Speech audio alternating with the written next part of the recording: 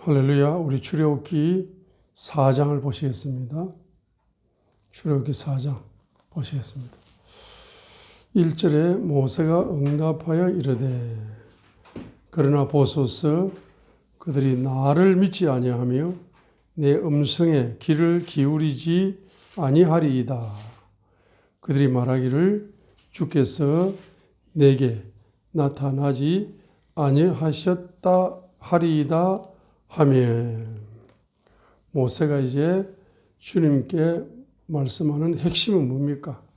바로 주님께서 모세에게 나타나지 아니하셨다. 주님께서 모세에게 나타났다는 사실을 이스라엘 민족이 믿지 아니할 것이라는 겁니다. 자, 믿지 아니할 것이라고 모세가 주님에게 이렇게 응답하여 이르되 그러나 보소서 그들이 첫 번째로는 나를 믿지 않고 두 번째로는 내 음성에 귀를 기울이지 아니할 것이다 했습니다.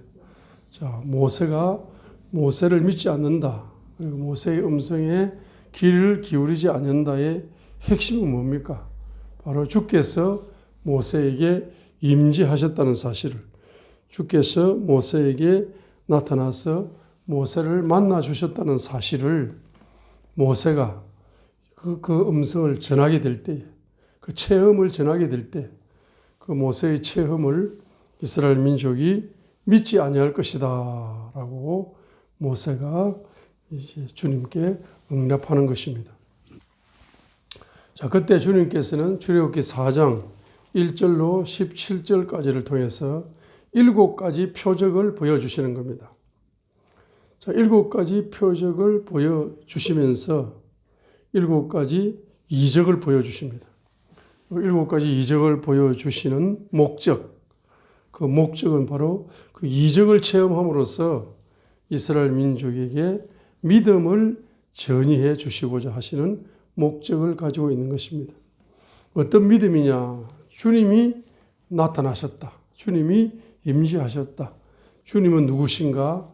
바로 신중의 신이라는 사실을, 신중의 신이라는 사실을 믿게 하실 목적으로, 그 믿음을 전이해 주실 목적으로 7가지 이적과 표적과 기적을 모세를 통해서 체험시켜 준다는 사실인 것입니다. 그래서 출애굽기 4장 첫 번째 이적은 2절로 4절입니다. 바로 내 손에 있는 것이 무엇이냐 하고 주님께서 질문하시는 겁니다. 2절에 보면은 내 손에 있는 것이 무엇이냐, 지팡이입니다 하고 답을 하니까 3절에 보면은 그 지팡이를 땅에 던지라 하시니 땅에 던지니 뱀이 됨으로써 모세가 뱀 앞에서 피했습니다. 그때 4절에 보면은 주께서 모세에게 뭐라고 이야기합니까? 내 손을 내밀어 그 지팡이 뱀의 꼬리를 붙잡아라. 그 꼬리를 붙잡으니까 그것이 지팡이로 다시 바꾸어지는 첫 번째 이적을 통해서 이스라엘 민족이 믿게 될 것이라는 겁니다. 자, 이적을 보여줍니다. 이적을 체험시킵니다. 자, 5절이 목적입니다. 그분께서 이르시되 이것은 그들이 주님이 누굽니까? 자기 조상들의 하나님입니다. 조상이 누굽니까? 아브라함의 하나님, 이삭의 하나님, 야곱의 하나님이 내게 나타난 주를 믿게 하려 함이라 하고 5절에서 첫 번째 이적을 주시는 목적입니다. 바로 믿음을 전이시켜 주시는 것입니다. 두 번째 이적이 바로 6절로 7절입니다. 자, 내 손. 자, 내 손에 있는 것이 무엇이냐라고 첫 번째 물었지만은 두 번째 이적은 내 손 자체를 품에 넣으라 했습니다. 품에 넣었다가 꺼내어서 보니까 문둥병이 바래져 있습니다. 그 7절에 보면은 다시 그 문둥병 든 손을 다시 품에 넣었다가 다시 꺼내게 되니까 어린아이 살처럼 깨끗하게 치료되어 있는 어떤 두 번째 이적을 보여줍니다. 그 두 번째 이적을 보여주시는 목적도 역시 8절입니다. 그들이 너를 믿지 아니하며 그 처음 표적의 소리에 귀를 기울이지 아니할지라도 두 번째 표적, 나중 표적의 소리는 믿으리라.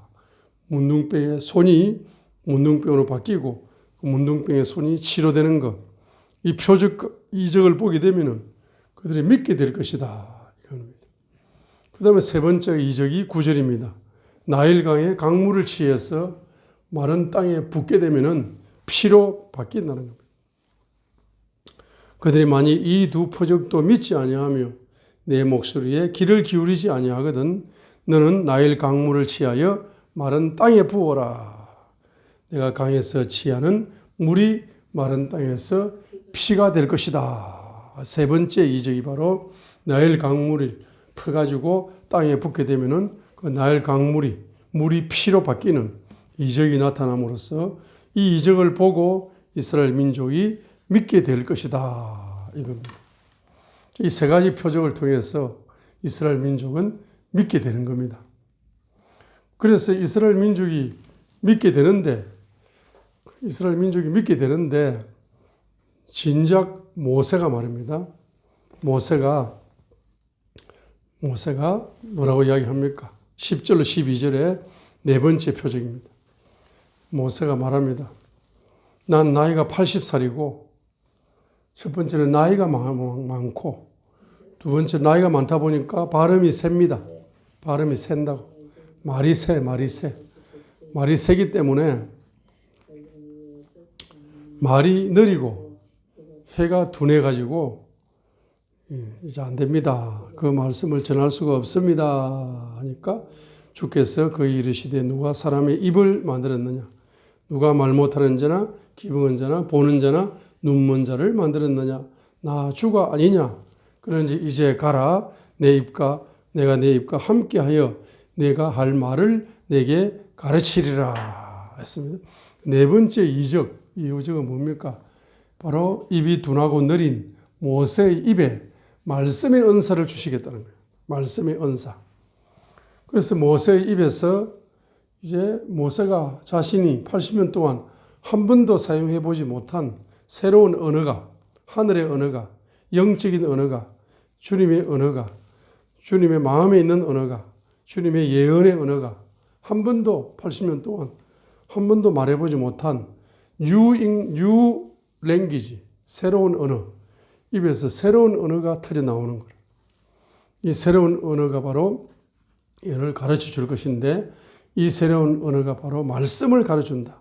내가 내 입과 함께하여 내가 할 말을 가르쳐 줄 것이다 하니까 입에서 새로운 말씀의 은사가 터져 나오는 이적을 너에게 보여주겠다. 그 이적을 보고 너도 믿을 것이고 이스라엘 민족도 믿을 것이다. 말씀의 은사가 최고의 이적 중의 이적이다. 근데 입에다가 말씀의 은사를 줄 거니까 너는 바로 이적을 선포하는 자다. 너 입이 이적의 통로가 될 거다. 아까는 막대기가 이적의 통로가 되었고 네 손이 이적의 통로가 되었고 나일 강물이 이적의 통로가 되었는데 이제는 내 입으로 체험을 하게 된다. 내 입으로 말씀의 은사가 열려가지고 입으로 막 체험을 하게 되니까 이 이적 중에 이적이고 내 입으로 직접 내 입에서 새로운 언어가 나와버리니까 그 자체가 이적이잖아. 네가 그 이적을 체험하게 되면 너 자신과 이스라엘 민족이 믿음이 없다가 아니라 믿음이 하나님이 신중의 신이라는 사실이 믿어질 것이다. 이겁니다. 자, 다섯 번째 13절로 15절입니다. 13절로 15절에 그럼에도 불구하고 모세가 보낼 자를 보내소서 주께서 보내고자 하는 자의 손을 통해 보내소서 하니까 14절에 주의 분노가 모세를 향해 타올랐습니다. 그분께서 레위 사람 레행 아론이 있지 아니하냐 그가 말을 잘하는 줄 내가 아노라. 보라 또한 그가 너를 만나러 나오느니 그가 너를 볼 때에 마음속으로 기뻐하리라. 너는 그에게 말하고 그의 입에 말들을 줄지니라. 내가 내 입과 그의 입과 함께하여 너희가 행할 일을 너희에게 가르치리라. 다섯 번째는 그 입에 바로 행할 일을 가르치게 됩니다. 입에다가 사역을 가르치겠다는 겁니다. 입에다가 사역을 가르치는 이적을 열어주시겠다. 입에다가 사역을 가르치는 이적을 열어주게 될 때에 입을 통해서 앞으로 해야 될 사역이 어떤 것이다 하는 비밀이 바로 공개가 되는 이것이 이적 중의 이적이고, 그렇기 때문에 바로 믿음을 가질 수밖에 없습니다. 그리고 이제 여섯 번째는 16절입니다. 그가 백성을 향해 내 대변인이 되리니, 아론이 내 모세의 대변인이 될 것인데 그가 참으로 내게 입을 대신할 것이요. 모세의 입이 바로 아론의 입이 될 거다. 아론의 입을 통해서 모세가 전달하고자 하는 내용이 바로 전달될 것이다.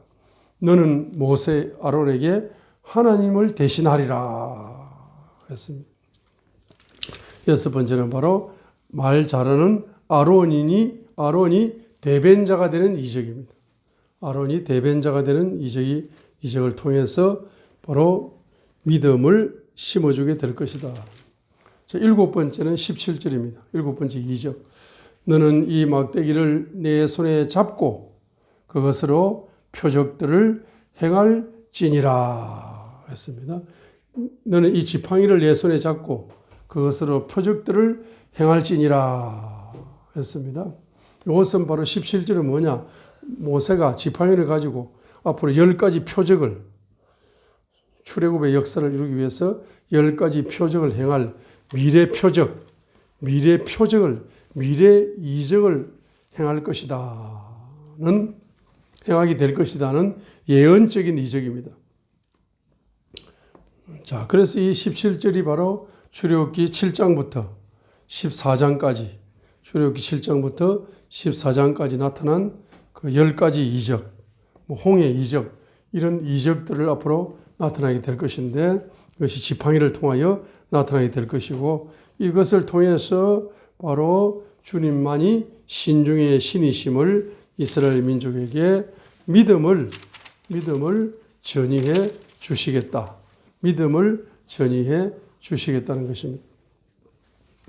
그래서 성경에서 나타나는 이와 같은 7가지 이적, 요한복음에 나타나는 7가지 이적, 요한복음에 나타나는 그 7가지 이적, 그 이적을 주신 목적은 바로 믿음이다는 사실을 요한복음 20장 30절로 31절에서 기록하고 있는 것입니다.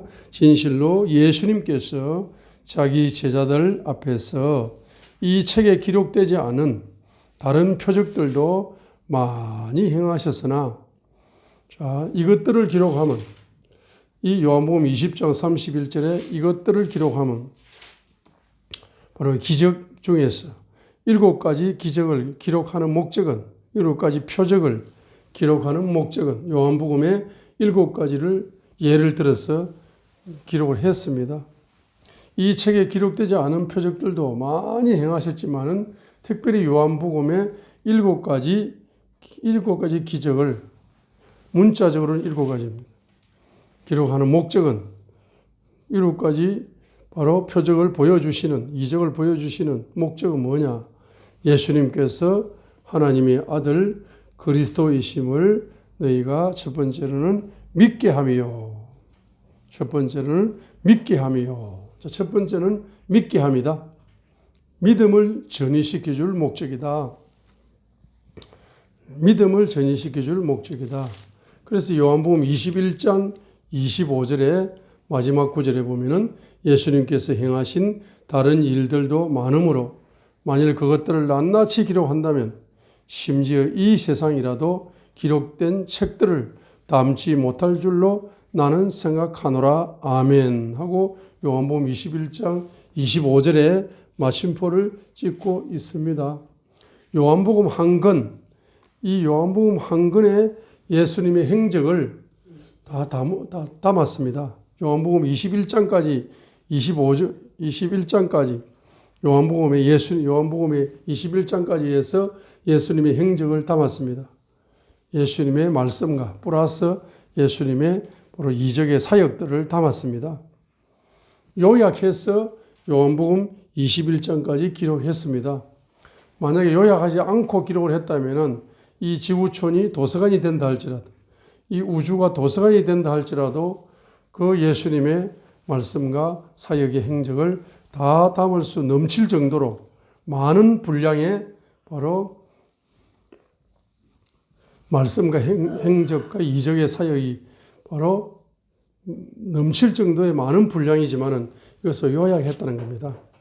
자, 그래서 요한복음 21장 31절에서 요한복음 20장 31절에서 바로 요한복음의 7가지 표적만, 7가지 이적만을 기록하는 목적은 바로 이적을 주시는 목적은 예수님께서 하나님의 아들 그리스도이심을 첫 번째는 믿게 할 목적이고 두 번째는 믿고 그분의 이름을 통해 생명을 얻게 하려 함이라 했습니다. 자, 그래서 바로 이적을 보여주시는 첫 번째 목적은 바로 믿음이다. 요한복음 21장 31절에 믿음이다 했습니다. 두 번째는 뭡니까? 그분의 이름을 믿음으로 생명을 얻게 하려 함이라. 두 번째는 요한복음 20장 31절에 생명을 얻게 하실 목적이다. 두 번째 목적은 생명을 얻게 하실 목적이다. 세 번째 목적은 요한복음 10장 바로 10절입니다. 생명을 풍성히 얻게 하려 함이라. 세 번째 목적은 생명을 풍성히 얻게 할 목적이라. 그래서 도적이 오는 것은 다만 도둑질하고 죽이고 멸망시키려는 것이오니와 내가 온 것은 양들이 생명을 얻게 하고, 자, 양들이 믿음으로 첫 번째 이적을 주시는 목적은 첫 번째는 양들이 뭡니까? 믿음을 주시려고 이적을 주시는 것이고 두 번째 믿음을 기초하여 생명을 얻게 하려 하시는 것이고 세 번째는 믿음과 생명을 기초하여 풍성한 생명, 자, 풍성한 생명을 세 번째가 풍성한 생명을 얻게 하려 하는 목적이고 네 번째가 풍성한 생명을 바로 뭡니까? 바로 나누어 주고 누리고 나누어 주는 것. 요한복음 14장 12절에 있는 것처럼 바로 진실로 내가 너희 이르노니 나를 믿는 자는 또한 내가 하는 그 일을 할 것이고 또 이것들보다 큰 일도 하리니 얘기했습니다. 요한복음 14장 12절에서 그래서 이적을 주시는 첫 번째 목적은 바로 생명을 얻게 하려 함이고 두 번째는 그분의 이름을 믿음으로 생명을 얻을 뿐만 아니라 두 번째 목적은 생명을 풍성히 첫 번째 목적은 바로 믿음을 갖게 하는 것이고 두 번째는 그 믿음을 기초하여서 생명을 얻게 하는 것이고 세 번째로는 그 믿음을 기초한 생명을 통해서 풍성한 생명을 얻게 하는 것이고 네 번째로는 그 풍성한 생명을 누리면서 나누어 주는 것. 누리면서 나누어 주는 게 중요합니다. 내가 누리지 못하면 나누어 줄 수가 없습니다. 그래서 내가 누리면 풍성한 생명을 누리면서 뭐 하는 겁니까? 나누어 주는 겁니다. 그래서 바로 이 생명이 뭡니까? 요한복음 1장에서는 말씀이 생명이다 했거든요. 자, 그래서 이제 우리가 믿습니다 할 때에 뭘 믿느냐 하면은 바로 주님의 존재를 믿는 겁니다. 그리고 주님의 말씀을 믿는 겁니다. 그래서 특별히 출애굽기 4장에서 이제 주님이 누구시냐 하게 되면은 바로 출애굽기 4장 1절로 17절을 통해서 주님이 누구시냐 하게 되면은 주님은 바로 신중의 신이시다는 사실인 것입니다. 그래서 도표를 이제 네 쪼가리 내가지고 제목은 신중의 신이다. 출애굽기 15장 11절에 나타난 것처럼 자, 이제 신권 사역을 이제 우리가 계시가 열려야 되죠. 신권 계시가 열려야 신권 사역을 행할 수 있기 때문에 신권 사역이 하루아침에 열리는 것이 아니고 이제 어떤 순간적으로 열립니다. 오랜 시간이 지나면 그 기도를 오래 했기 때문에 신권 계시를 열어달라 계속 기도를 하면은 어느 순간적으로 빛의 속도로 신권 계시가 열리게 되어 있습니다. 이 출애굽기 4장 1절로 17절을 이 신권 계시의 관점으로 처음으로 열리는 겁니다. 지금 처음으로 열리는 겁니다. 그렇기 때문에 너무 도표가 중요합니다. 자, 그래서 제목은 신중의 신이다 이겁니다. 그래서 출애굽기 15장 11절이죠. 출애굽기 15장 11절. 출애굽기 15장 11절. 이 바로 신권 사역을 이야기. 주님은 신중의 신이라는 사실을 출애굽기 15장 11절에서 계시되어 있습니다.